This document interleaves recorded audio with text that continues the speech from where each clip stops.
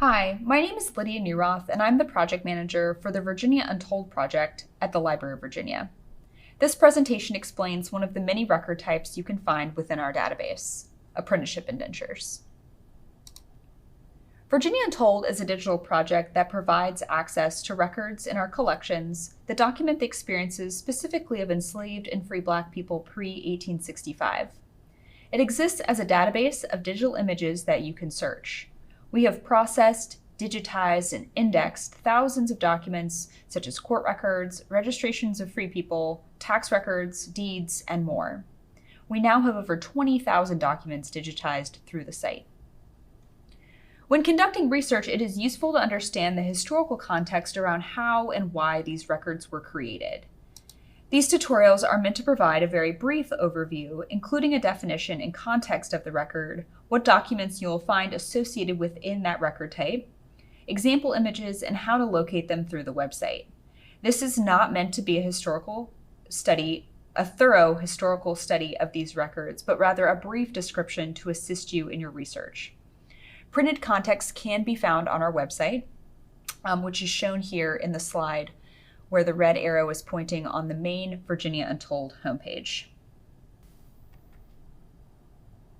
Indentures of apprenticeship were utilized in situations when families were not able to care for one of their members, typically children. They are represented as contracts between the family of whom was to be apprenticed and the new guardian. The documents in Virginia Untold solely represent Black and multiracial individuals, often children, to learn a particular trade or craft.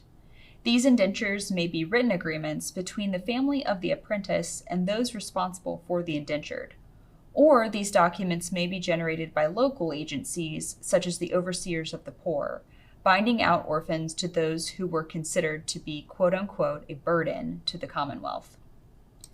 In 1765, the Virginia General Assembly established that illegitimate children of women servants, Negroes, white women by Negroes, were to be bound out until the age of 21 for males and 18 for females. In 1792, the General Assembly transferred this responsibility to the overseers of the poor. White children were to be taught various skills, including reading, writing, and arithmetic. In 1805, the General Assembly amended the previous act to specifically state that masters of Black or mulatto orphans were not required to teach reading, writing, or arithmetic, with the intent that this would prevent Black children from learning these skills. In 1839, the General Assembly added the stipulation that the mother or father or the overseers of the poor were to be paid a reasonable value of the apprentice services. The last year of service was to be paid to the apprentice. These apprenticeship indentures typically contain the following information: the name of the person or institution doing the binding out, the person to whom they were bound, which is typically the indenture holder, the name of the person being indentured, which would be the apprentice. This also included their age and possibly a description of typically the child, the length of the apprenticeship, and then the responsibilities of the person taking on the indenture, such as a trade or craft that they'll be learning. If you're lucky, the indenture may also include the names of individuals' parents, which, as many of us know, is an invaluable gem for conducting genealogical research. Let's take a moment to demonstrate how to access apprenticeship indentures through the Virginia Untold website.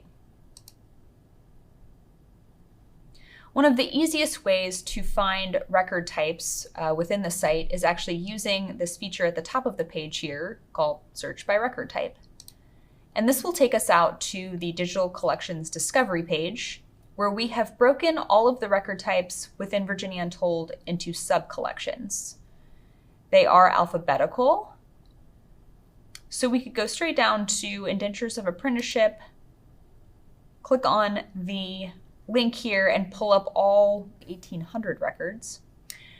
We could use this search bar to search by a name or a locality, but note that this is not the most sophisticated way to search. I might recommend using the advanced search feature if you would like to combine a search for record type and name, or record type and a locality like a county or a city.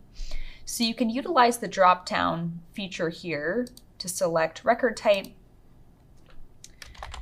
and note that using this particular search function, you do need to enter the record type verbatim as it is written in the catalog, and that would be Indenture of Apprenticeship. So let's just search all of the Indentures of Apprenticeship within our database. Oh good, it does pull up the 1800 results that we saw on the previous page. Just dismiss this. So let's choose Albert here, who's only 4 years old. If we select the actual title of the record, it will take us to this intermediary page, provides the title, the date, and then a brief description of the record. There's also information about where to find the physical document, if that was of use to you. Using the blue link here available at Rosetta Digital Repository will take us to the original image that we have digitized. And here we see a 3-page document that includes details about Albert's indenture. We've also transcribed it. So if we wanted to quickly read through it, we could use that transcription on the left side of the page here.